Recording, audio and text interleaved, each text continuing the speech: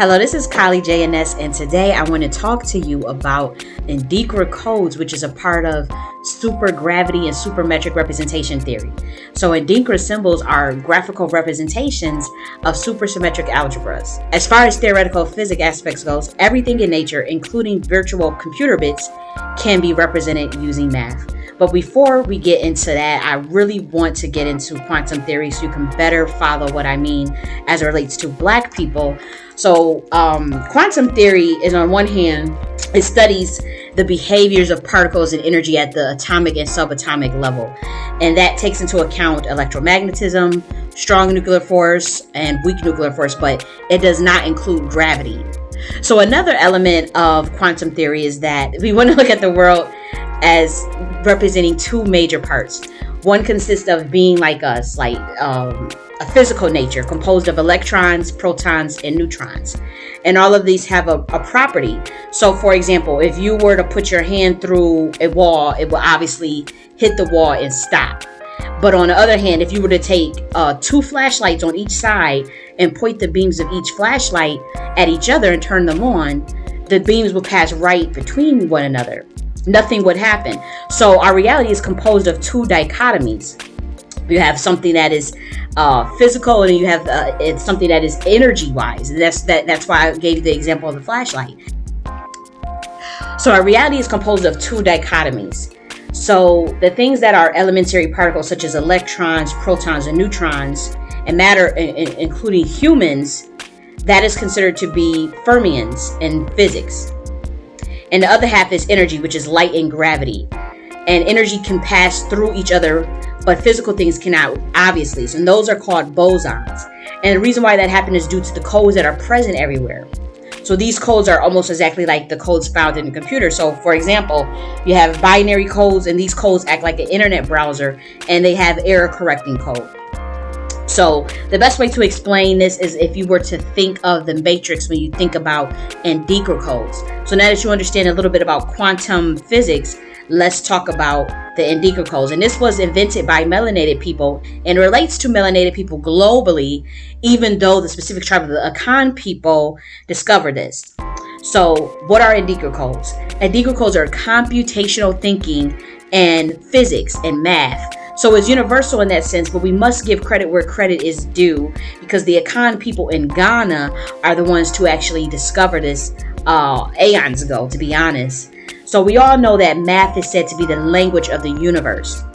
And Adinkra codes are visual representations of math, of complex mathematical equations in physics. In all physics, Adinkras are constructed by, you start with squares, cubes, and higher dimensional generalizations. And these structures provide a skeleton that is then decorated by additional operations. So each of these decorations have a mathematical significance. And Adinkra codes are of a multi-dimensional sense. And this is very important to understand the universe encoded energy and manifestation as far as the non-scientific interpretation and implications for what this means for melanated people globally. But before we break down those implications, what I want to do is review the history of the Adinkra codes itself, because it's the honorable thing to do when you come across phenomenon that had already been discovered by specific groups of people. So for the Akan and the Ashanti people, Adinkra codes were a way of life. And they live in the southern part of Ghana, and they are a translation of thoughts and ideas expressing a value or a belief. Now, what's important about this is there was a time when European thought that these codes were not legitimate writing, because they were on clothing patterns, they were on pots, they were on pans, they were on artwork, and they were like, there's no way that's just scribble dibble. This is what the Europeans said when they came into contact with the Adinkra codes. But what I find so ironic about that whole thing is quantum physics are now desperately trying to understand these codes. They are now saying that Adinkra codes represent computational thinking and computer programming, literally. But they want to look down and discard the Adinkra patterns because melanated people invented them. That is why. So Adinkra may be ancient, they're the ancient mathematics of the Ashanti people in Akan to a lesser degree. And in the pre-colonial times, in this region, there existed a number of kingdoms, including the Ga and Davies on the eastern coast, England. Then you had the Ashanti kingdom, and you had various Fanta states along the coast and inland. So for centuries, the Ashanti did well for themselves. This was an actual kingdom. A lot of people don't like to give credit where credit is due as far as those ancient kingdoms, but this was a kingdom. There was the market of Kumasi, which was said to be the largest in all of West Africa. We all know that Kumasi is still in existence today, and that's where they were known for their textiles, and they were known for their arts as well. But for a very long time, European activity along the coast wasn't really there, so it allowed the Ashanti to remain secure.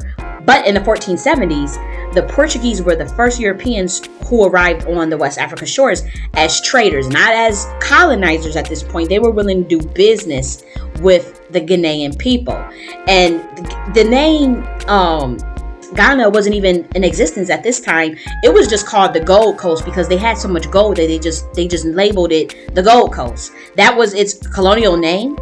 And they built forts to protect their gold trade. So this is before the transatlantic slave trade at this point. It's on the cusp of it, but they were still selling. The intra-slave trade within Africa was always present for forever. So they were still selling slaves at the Kumasi market to black tribes and to a lesser degree the Portuguese tribes. But they were selling gold, they were selling ivory, they were even doing salt. Well, salt was the actual currency because salt was more rare than gold. So at that point, the Dutch started to get involved as well, and the Dutch had drove out the Portuguese, and that's when the slave trading became even more in abundance, and that was more ruminative than the sale of gold.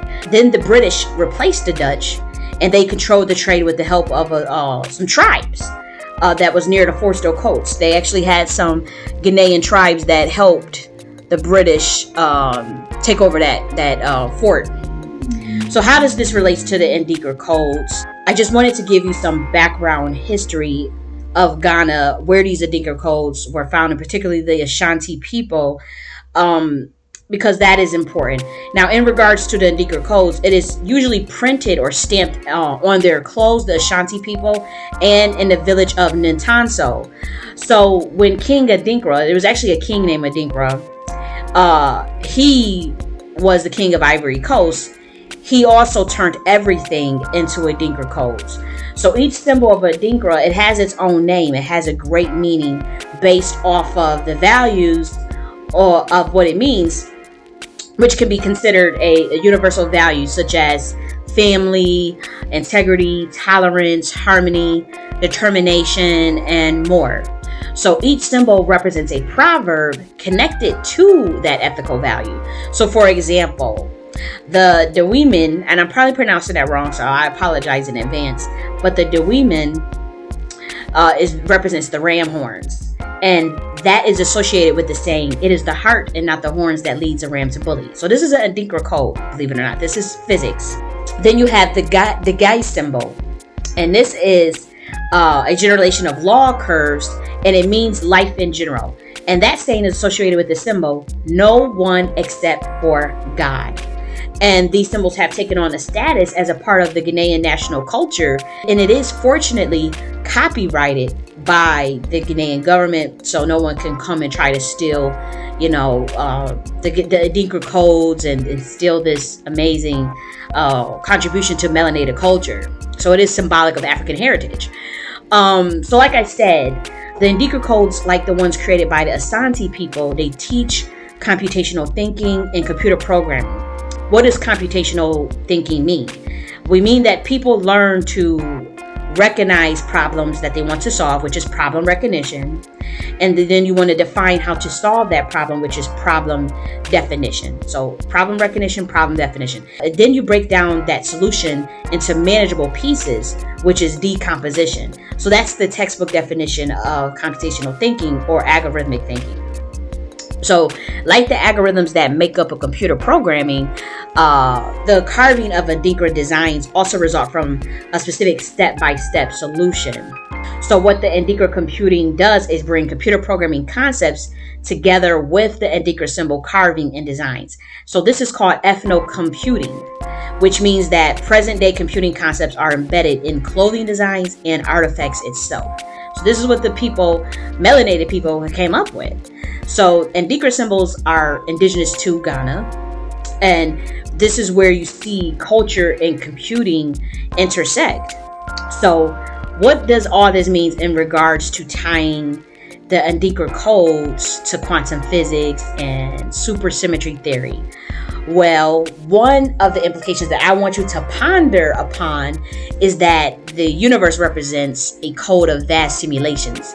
So that you're pretty much playing a damn video game with your consciousness inside of your meat suit. Your consciousness is inside of your body, and the body is your physical aspect, but your consciousness is inside. That is one interpretation of these Adinkra codes.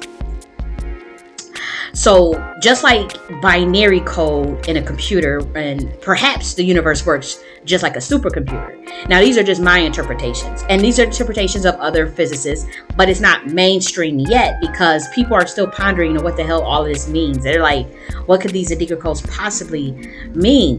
But you got to figure, they talk about binary code, in a computer, not 1 2, it's 0 1 0 1 or whatever.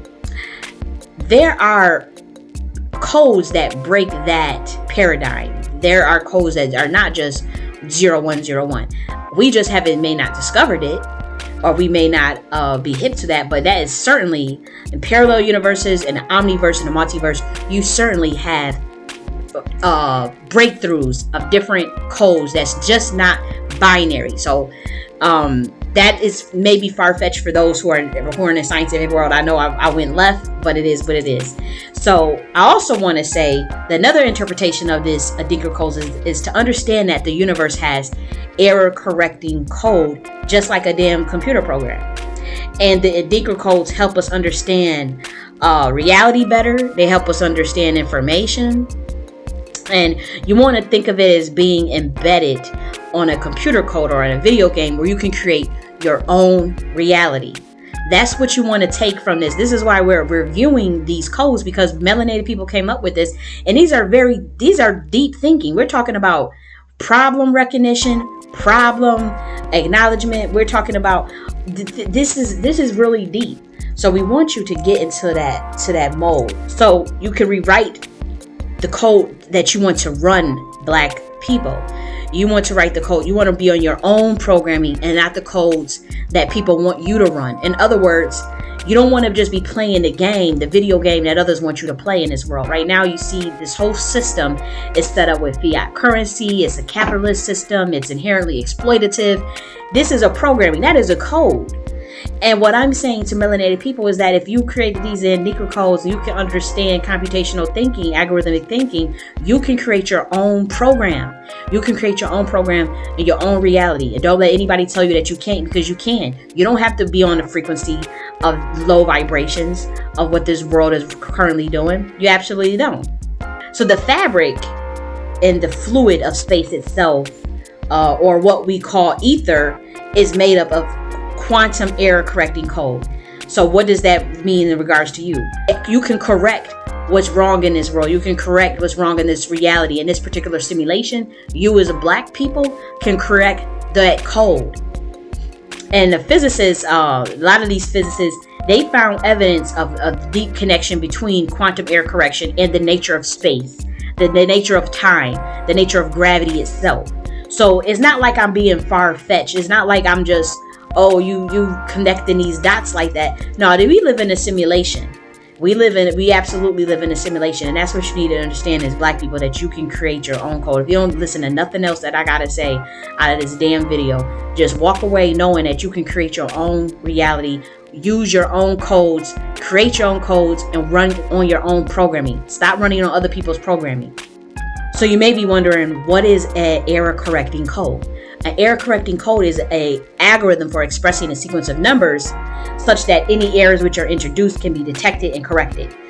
So with the certain limitations of within the certain limitations of computational techniques and available resources. So again, it is extremely possible that our observable and unobservable universe is a huge computer simulation, like the one depicted in the movie Matrix, which was created by Sophia Stewart, the lovely sister Sophia Stewart, who is also a Black American. She's a Cherokee shaman, and she created the Matrix. She understood the code of the creatrix of the womb, and that is what also the Ashanti people in Ghana understood as well. The invention of their Adinkra codes. This is very important and deep stuff. So you are playing a video game and you are the creator of that video game. Make sure that you are creating your own reality. And there are programmers that are trying to program melanated people to be on a certain frequency. So where they don't feel empowered, where they don't believe in their own self-autonomy, their own agency, where they can make excuses, or they won't put themselves in a position of power because the current matrix, the current simulation, the powers that be, it seems like it's a heavy feat, and even overthrowing those systems to come up with your own. It seems like it's a heavy feat, and it is, but you still have to understand as melanated people that we're working off of a different dimension. We're on different dimensions and different timelines. So you can absolutely overcome with the power of your mind. With your consciousness, you can overcome anything in this world. Again, you can create new code by error correcting all the lies told about us in our position globally. By understanding this concept in terms of recreating your own reality to break that matrix and break the current code. You have to write the new codes because melanated people already knew about quantum theory. They already knew about all these things. So you are in a position of power. You have an advantage that you're not using. If you understand the way this universe works, you understand the depths of how the universe works, that is a simulation based off of error correcting code, and the nature of time, space, and gravity is inherently bendable, then you can understand, or is inherently expanding as well. You can understand. You can use that to your advantage. You can absolutely use that to your advantage. So knowing this information puts you in the driver's seat. You want to be in the driver's seat of your own damn life. And it allows you to manifest the reality you want. You have the advantage, so use your melanin, use your energy to alter the current programming you see. It does not have to be this way.